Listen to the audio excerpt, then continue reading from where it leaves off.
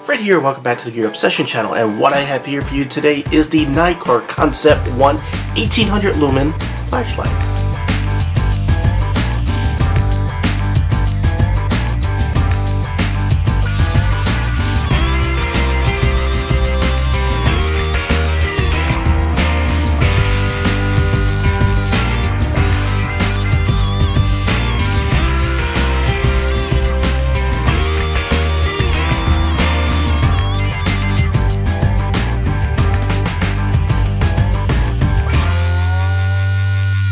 And for full disclosure, GearBest did send me this demo unit for review. However, it will not influence my review in any way. You know, you watch my channel, I always give you the good and the bad and whether I recommend it. So we must ask ourselves, why do we think this flashlight is better than the rest, and why would we want to sink $65 on this little everyday carry kind of flashlight? Well, number one, it is 1800 lumens. Number two, it's called the Concept 1 because it has the latest and greatest of what Nitecore can put in a flashlight. It is also small and very lightweight, barely just a little bit over 2 ounces without the battery, so that plus whatever the battery is. So you get a lot of technology in a lightweight little package. Again, $65. Now if you are interested, GearBest, there's a link to GearBest in the description box below. It is an affiliate link. It doesn't cost you any more, but it helps support my channel, and I would appreciate it if you at least check it out. This flashlight did come in this box. Comes with a lanyard, extra O-ring, a sheath with Velcro, has a little D-ring right there. Also, it looks like you can put it on your belt, and I think, there we go, a little bit more Velcro right there, so you don't have to take off your belt to put it on there. You also get a manual in a number of languages, as you can see right there. Now, oh, you also get this warranty information. Now, one thing to greatly heed, because I noticed that there are some reviews out there that are pretty negative, and it might be, maybe, because they didn't read this. Now, if you notice this flashlight, I didn't show you a battery, because it doesn't come with a battery, so I do have a battery standing by. So you have to have an 18650 or a CR123 times 2. You need 2 CR123s. Anyway, what you need to heed is that they sort of recommend right here, I'm not sure if you can see it, but just listen to the words coming out of my mouth, 35 amp IMR 18650 battery. They're recommending a 35 amp 3100 milliamp hour IMR 18650 battery. They also say you could use anything higher than a 8 amp battery, but again, they recommend a 35 amp. So just so you know, this thing is putting out 1800 lumens on a single battery, so you gotta, you know, and it has a lot of technology and electronics. It has temperature regulation, current regulation, reverse polarity, all that good stuff. So a lot of circuitry, a lot of power. You need an IMR battery that can put out the power. Speaking of power, that highest power is 1800 lumens. That's 1800 lumens. You have 5 brightnesses you could choose from, and we'll go through those here, but you could go as low as 1 lumen, and then it could cycle up through 5 brightnesses. Also has 3 special modes where you could do strobe, SOS, and beacon. And it has some, you know, it's a concept flashlight, so it has some really cool electronics in there, and you should not be able to see any flicker. Now sometimes you'll see like some poorly made flashlights, you put it on low or medium and you see a sort of flicker thing going on, especially on camera. This is supposed to have no flicker because it has all the latest and greatest things that Nitecore has to offer. So let's go ahead and put the battery in. You can see right here you have some nice greased, looks like square threads right there, and the O-ring, and again they did provide the extra O-ring. You do have reverse polarity protection, so it doesn't matter which way you put it in. You're not going to damage it if you put it in the wrong way, but you want to put positive side in first. There's positive side. Pop it in there. Here's what bottom there looks like. And if you notice inside there, I'm not sure if you can notice, but there is a magnet in there somehow, because this has a magnetic tail cap, which is pretty cool. Now watch what happens when I, by the way, you can see that it was magnetic because it sort of pulled out the battery. Alright, so when you screw this on, it's going to do a little blinky thing, and what it's going to do is report to you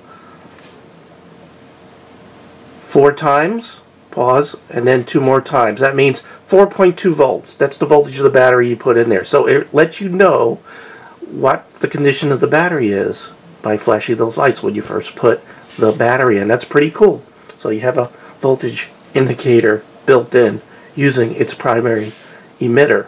Speaking of primary emitter, this is the CREE XHP35 HD E2 Cool White emitter. Ain't that cool? You also have a smooth, clear, or smooth reflector, aluminum. And on top of that, you have some tempered glass. And you can see by that purplish color every now and then, as I rotate this back and forth, it does have a anti-reflective coating. The body of this flashlight is a very lightweight aluminum alloy, and it's rather thin in a lot of places, so it can really lighten it up.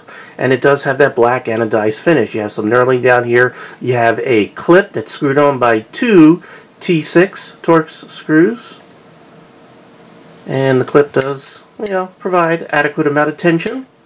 And I like the way it's facing, because if you want to put it on the belly of your hat, you can.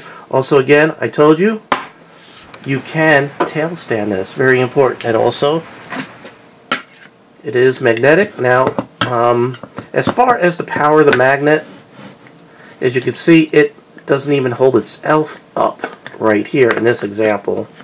So it's a rather weak magnet.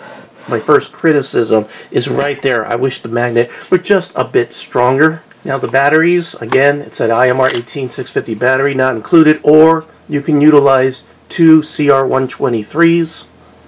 Now I want to give you the weight. Now I did tell you that it was 2.2 ounces without, actually technically 2.18 ounces without the battery. With the battery, which is the way you would carry it, see what it weighs. So the final setup you'll probably be carrying around is 4.34 ounces with the battery I just put in. The last feature that's evident here is the button. Really strange button. You can see how it has like a screw right here to keep it from, I guess, moving. Hinge point right here, and the actual switch. You could sort of see a little metal thing right there, which is the actual button that this is sort of levering down on. Really strange setup. And you can see that just hitting it once doesn't set this off. You have to press and hold it to turn it on. So I'm going to press and hold it for a second, just like that. That turns it on. To turn it off, you just press it quickly. Kind of hard to get used to. I'm used to just hitting a button and it turns on, and maybe pressing and holding it to turn off. But this is the opposite. And it takes a lot of getting used to, especially if you have a lot of flashlights around like me. So we'll go into the operation and runtimes and lumens here in a second. I just wanted to reiterate the safety stuff. It has the temperature regulation, current regulation, reverse polarity. It has that really cool constant current circuit that's supposed to provide no flicker. And it is waterproof to the IPX8 standard of 6.5 feet. And it's impact resistant to 5 feet. Operation. Alright, like I said, you got to press and hold it to turn it on. So if you just press and hold it till it turns on and let go, it comes on whatever one of the 5 settings you left it at. So it does have a memory. I'm going to go ahead and turn it off by just hitting the button. Now that was the ultra low setting that you just saw right there. I'm going to go and press and hold it till it turns on. Ultra low. And that is 1 lumen for 300 hours. And now I got to turn it off to go to the next one, because the way that you cycle through, because if I press and hold this right now, it's going to immediately go to turbo. See that? So to get it to cycle to the other brightnesses, you have to turn it off. Press it. Whoops, sorry. You got to hit the button quickly. Again, it takes so much to get used to. It drives me crazy. Okay, to cycle through, like let's say I want to go to low, because you just saw ultra low. So you got to press and hold it, and keep on holding it until it cycles up to the next one. Okay, so that is 80 lumens for 15 minutes. Now, if I want to go up to a brightness again, I got to turn it off, and then turn it back on, and bump it up once. So that's medium for 300 lumens for 4 hours, and if I keep on doing this dance, high, which is 810 lumens. For 1 hour and 30 minutes, and then of course our turbo mode, which is 1800 lumens for 30 minutes. And I put all that up here just so you could see it as we're going along. So kind of complicated right there. I am not crazy about this operating system. Again, turn it off, just hit the button, turns off. So it's like press and hold it, or hold it even longer to get at the cycle for turning it on, and a quick snap to turn it off, and then while it's on, if you press and hold it, it immediately goes to turbo. So those are your regular modes. Now there's 3 special modes, and to get to those, while the flashlight is on, you have to tap it 3 times. 1, 2, 3, just like that. And there's your strobe.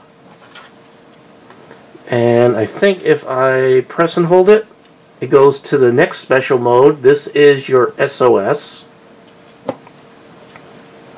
And then if you press and hold it again, it will go to this beacon kind of thing. Kind of cool. Someone might think you have an aircraft in the neighborhood. And if you want to get out of that mode at any time, you just tap it. It turns off, and then when you press and hold to turn it back on again, it's going to come on whatever one of those 5 normal modes you were in. In this case, I think I had it on medium. So, just so you know. And again, you can get the turbo anytime by just pressing it while it's on. Just like that. If you want to turn it off, again, it's a tap. Could it be any more complicated? One thing I forgot to show you is what the light actually looks like here. Just to let you see the angles of the light coming out. And let's take a look on a surface to see how things look. There is a little bit of a ring around the edge. I don't know if that's going to pick up in the camera. And that is probably just a reflection off the bezel. But overall, it's a very clean, light, very defined spot right there. There's your flood out here. And there's no weird artifacts or anything strange going on. So nice, clean, cool white light. Let's step outside and take a look how it performs outdoors.